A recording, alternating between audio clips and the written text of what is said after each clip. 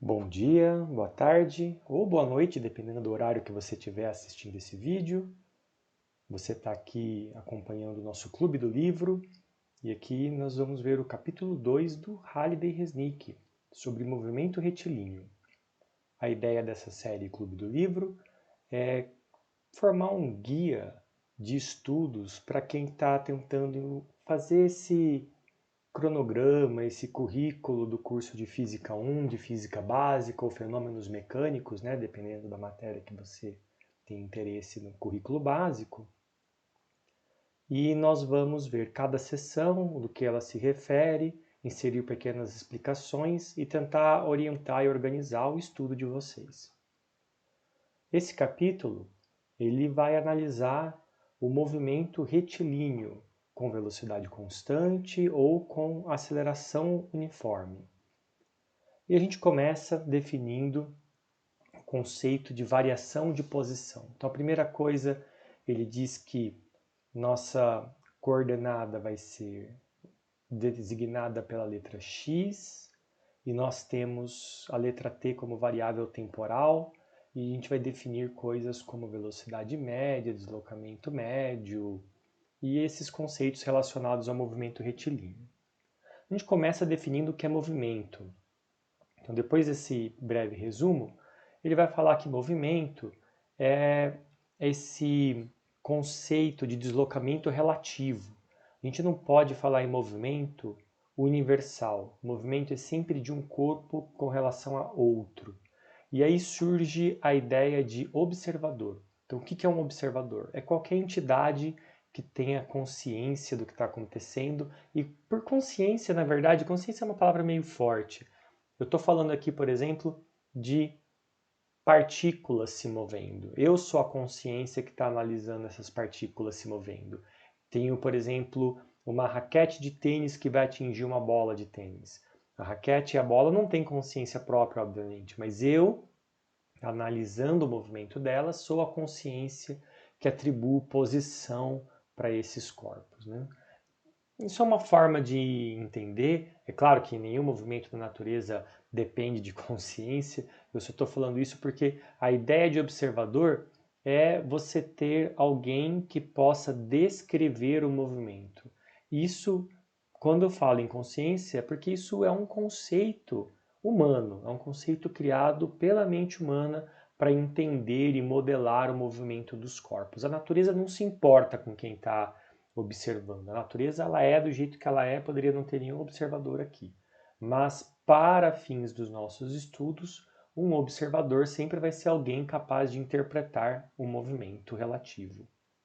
E sempre que você está falando em movimento, você está falando com relação a alguma coisa ou com relação a um observador. Que ele define posição e deslocamento. Então nós temos o eixo x das coordenadas. Nesse caso ele está falando que a unidade de medida é metros, mas poderia ser qualquer outra unidade do tipo espacial. Nós definimos o sentido positivo para a direita ou o sentido negativo para a esquerda. E aqui no ponto a origem. Quem define isso é o observador. Um observador escolhe onde é o zero do meu sistema de referência. E a partir daquela escolha, não necessariamente é a posição do observador, ele escolhe em qualquer lugar, mas a partir dessa escolha, você mede a posição das partículas e dos corpos com relação a esse ponto. Então, à direita do zero, nós atribuímos posições positivas, e à esquerda do zero, nós atribuímos posições negativas. E uma variação de posição que nós representamos pela letra grega delta, nesse caso ΔX, é a diferença entre duas posições. Aqui ainda não há o conceito de tempo. Então essa diferença ela pode ser quaisquer duas posições, independente de movimento. Eu vejo um corpo numa certa posição, que eu chamo de x1, olho para o lado, paro de ver o sistema. Quando eu olho de novo, ele está aqui no -3 e eu quero medir o delta, o deslocamento. Então, eu primeiro vi aqui, depois vi ali. Eu tenho um conceito de tempo relacionado, mas o delta independe do conceito de tempo. mas a gente vai usar ele basicamente dentro do conceito de tempo, como a gente vai ver daqui a pouco. E aqui nós temos justamente um gráfico de posição por tempo. Eu coloco agora meu eixo X que estava na horizontal, ele passa para vertical, e no eixo horizontal eu tenho o tempo. Então é complicado falar, a gente está acostumado no ensino médio a falar eixo X e eixo Y, mas na verdade aqui nós temos um gráfico de X por T, X posição, T por tempo. No sistema internacional, metro por segundo. Isso vai ser importante para analisar depois os tipos de movimento. Falando nisso, a próxima sessão é justamente sobre velocidade média e velocidade escalar. Então, qual é o conceito de velocidade? Velocidade é a ideia de que o espaço muda, ou a posição, ou a distância muda em um dado tempo. Então, se eu tenho um corpo que se desloca, por exemplo, da posição 0 para a posição 2, eu tenho um deslocamento e eu tenho uma ordem. Eu posso dizer, olha, ele estava aqui no final, ele estava na posição 2, no começo ele estava na posição 0. Então, se eu for fazer o delta, eu vou fazer posição final menos posição inicial. E isso é assim porque agora existe o conceito de tempo associado. Então, toda vez que eu estiver fazendo uma variação de posição com o conceito de tempo atrelado, eu vou fazer sempre final menos inicial. E não é só para posição isso não. Todo delta, toda variação que eu vou fazer com relação ao conceito de tempo, eu preciso pegar o final menos o inicial. É obrigatório? Não, é uma questão de sistema de referência. Se eu pensasse no tempo de trás para frente, se eu pensasse no tempo do fim para o começo, aí eu poderia pegar, na verdade, inicial menos final. Mas do jeito que a gente percebe o tempo, do início para o fim, do passado para o futuro, as variações têm sempre que ser calculadas do fim, então final menos inicial. E aqui nesse caso, 2 menos 0 é 2, eu tenho meu delta, e aí eu preciso pensar também no tempo. Quanto tempo levou para ele percorrer do 0 para o 2? 1 segundo? 10 segundos? 20 segundos? Quanto maior o tempo, mais lentamente ele percorreu esses 2 metros. Porque isso aqui, olha, o conceito é fracionado. Então, dividir por um número pequeno resulta num número grande. Dividir por um número grande resulta num número pequeno. Então, se o intervalo de tempo, que é o ΔT, for pequeno, eu tenho grandes velocidades. Nesse caso aqui, o tempo foi do 3 para o 4. Então, 4 menos 3, final menos inicial, eu tenho 1 segundo. Ele deslocou 2 metros em 1 segundo. E aí nós dizemos que a velocidade média é a razão desses dois valores. 2 metros em 1 segundo. 2 metros por segundo. Mas aqui no gráfico dá para ver que o movimento desse corpo que ele pegou de exemplo parece um S. Não é uma reta, né? Quer dizer que tem hora que ele está andando mais rápido, tem hora que ele está andando mais lento. Mesmo aqui nesse intervalo, a gente não tem uma retinha conectando esses dois pontos, é uma curva. E esse é o conceito de velocidade média. A velocidade média representa um certo grau de ignorância sobre o movimento. Quando eu só vi a posição inicial e a posição final, eu sei os instantes de tempo inicial e final, sei a posição inicial e final, mas eu fechei os olhos ou eu não tenho conhecimento do que aconteceu no meio do caminho, então eu uso velocidade média. E a interpretação é de que se um corpo percorresse esse mesmo deslocamento nesse mesmo tempo com velocidade constante, com essa velocidade, ele chegaria ao mesmo tempo que esse daqui. Embora, se um corpo fizer curvas, né, eu não vi na velocidade média, eu não estou vendo, eu estou decidindo ignorar o meio, ele pode fazer curvas, andar mais rápido, mais devagar, mas ele chegaria lá no mesmo tempo que um corpo que fez esse caminho com velocidade constante. E aí, eu tenho também a ideia de velocidade escalar média. Então, a velocidade escalar média é um pouco diferente porque aqui Na velocidade média, eu estou levando em conta o deslocamento como um todo, né?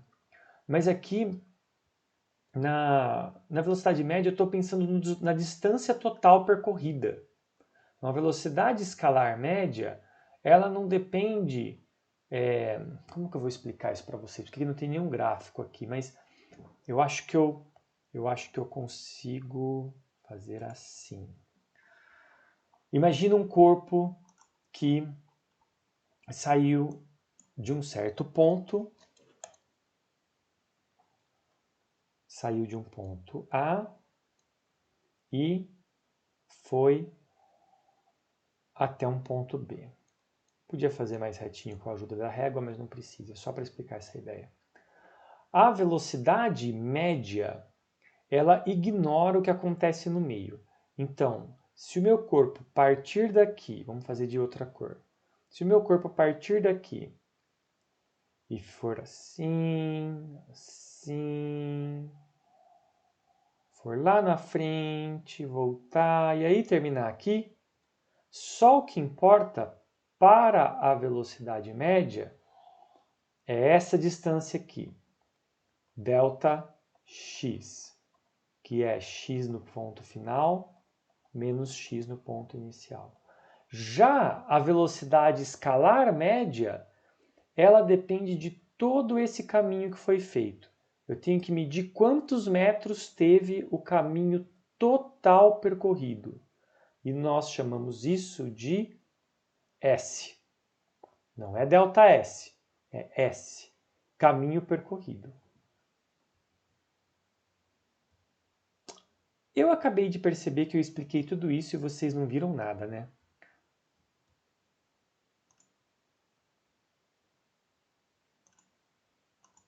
E agora, vocês estão vendo?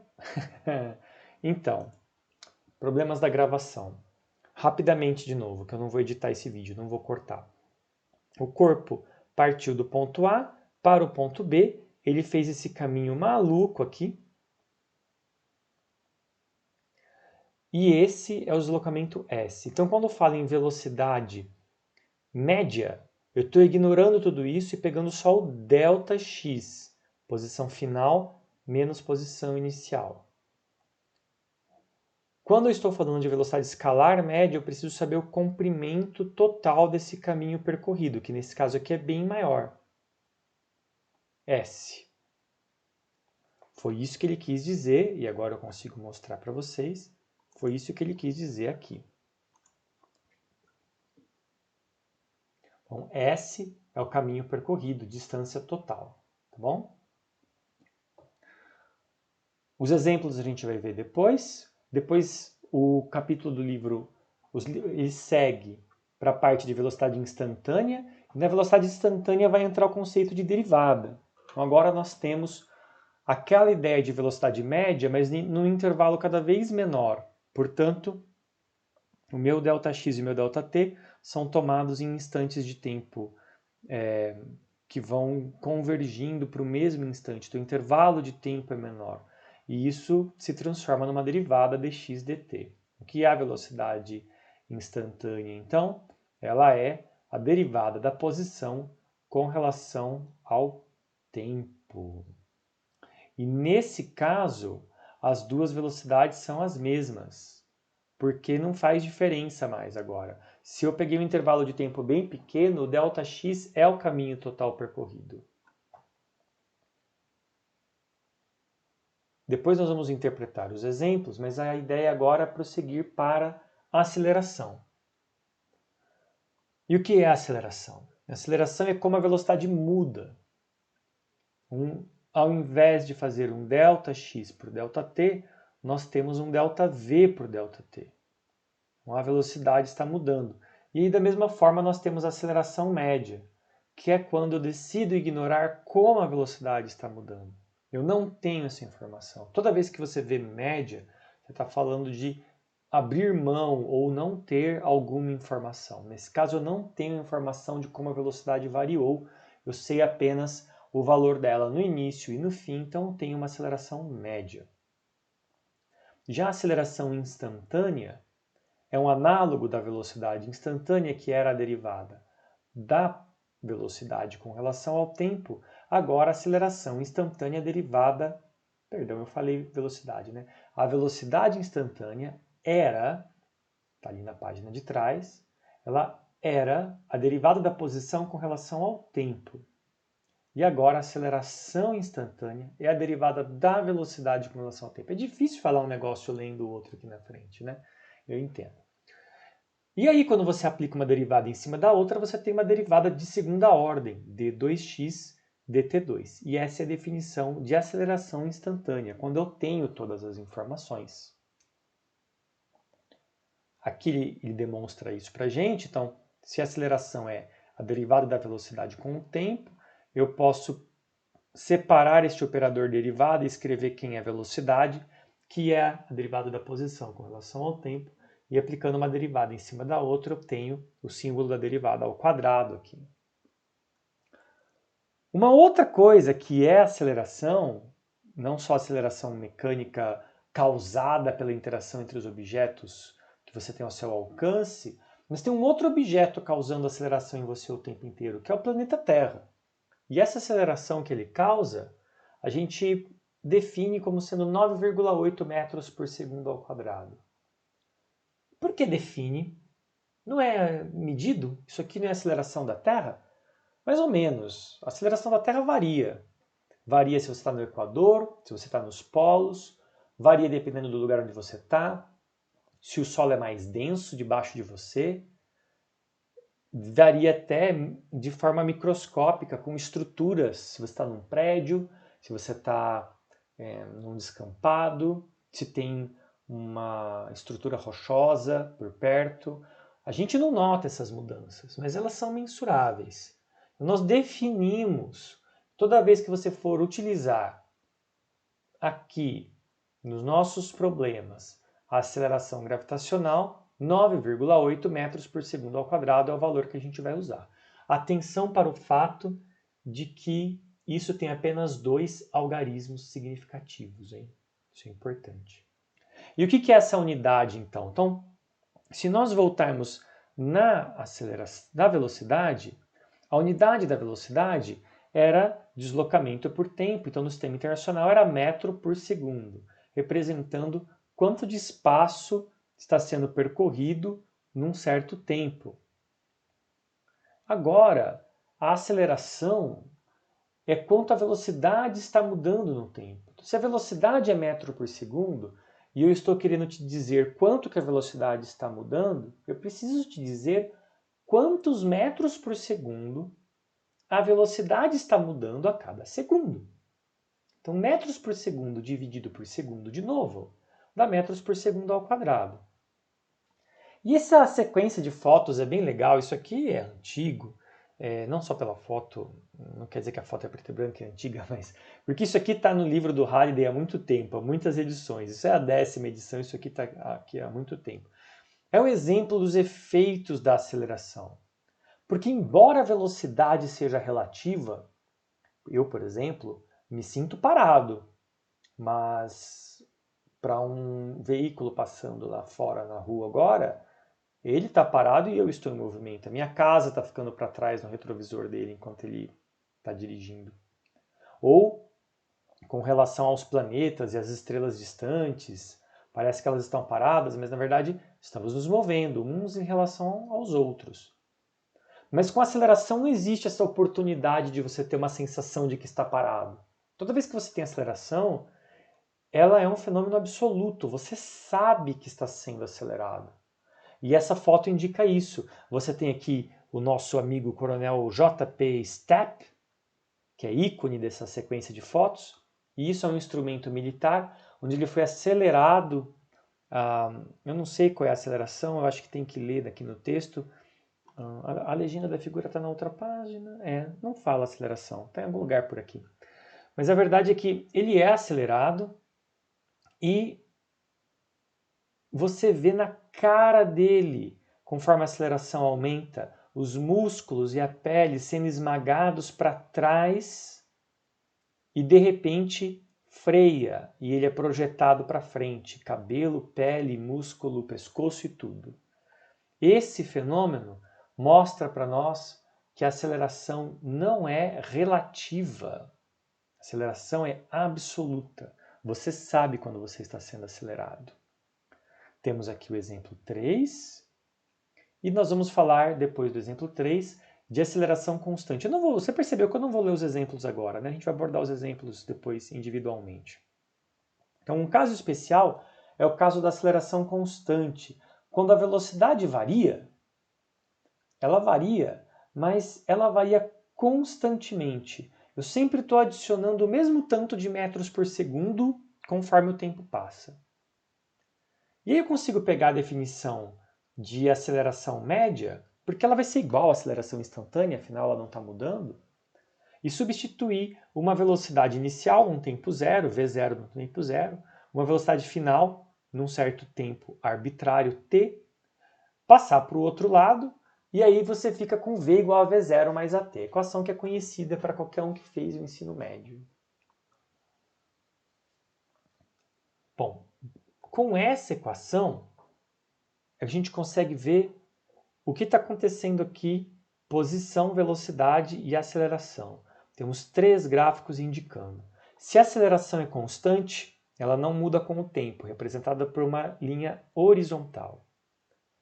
Se a aceleração é constante, a velocidade muda linearmente de acordo com essa equação. Daí nós temos uma outra reta, mas agora com uma certa inclinação. E a inclinação dessa reta é igual à aceleração A. Se eu tenho a velocidade aumentando linearmente, o que acontece com a posição? A posição vai aumentar, mas ela vai aumentar quadraticamente. E aí nós chegamos na segunda equação, na segunda equação, que é x menos x0, ou melhor, x igual a x0 mais v0t mais meio de at quadrado. Substituindo uma na outra, você tem a famosa equação de Torricelli, v quadrado igual a v0 ao quadrado mais 2a delta x. E essas equações estão todas listadas numa tabela bem legal para a gente, para o caso de aceleração constante. E o legal da aceleração constante é que ela pode ser constante igual a zero. E quando você substitui a igual a zero nessas equações, você tem de volta o movimento retilíneo uniforme com aceleração nula. Temos o exemplo 4. Depois ele faz mais uma discussão sobre aceleração constante envolvendo integrais, que é importante, ele faz toda a dedução dessa equação a partir da definição de que a aceleração é constante. Então, integrando a aceleração constante, nós temos a equação da velocidade. Integrando a velocidade, nós temos a equação da posição quadrática. E por fim, ele aplica isso em queda livre, colocando na vertical, dizendo agora que a aceleração é 9,8 metros por segundo ao quadrado, reforçando o fato de que no campo gravitacional, aqui na Lua, em qualquer planeta, todos os corpos caem com a mesma aceleração, não depende da massa. Está aqui um experimento feito no vácuo, onde uma pena e uma maçã são abandonados e filmados. Você vê que eles caem bonitinho um do lado do outro. Aliás, esse experimento foi feito na Lua, na última missão Apollo que foi para a Lua. O astronauta abandona uma pena e um martelo. Procurem esse vídeo no YouTube, é bem legal. Temos o exemplo 5 de movimento em queda livre. E por último, a parte de integração e análise gráfica de movimentos. Nessa parte a gente usa a integral, que envolve o conceito de área, para interpretar os movimentos nos gráficos de aceleração por tempo, velocidade por tempo e posição por tempo. E aí nós temos o exemplo 6. Depois, os exercícios. Então, de novo, você tem os exercícios com um pontinho, 2 pontinhos, 3 pontinhos e depois a lista de problemas complementares que vai até o problema 119. Num outro vídeo, fora do Clube do Livro, nós vamos olhar os exemplos e fazer alguns exercícios. É isso por enquanto. Qualquer dúvida vocês podem me escrever, me procurar e bons estudos.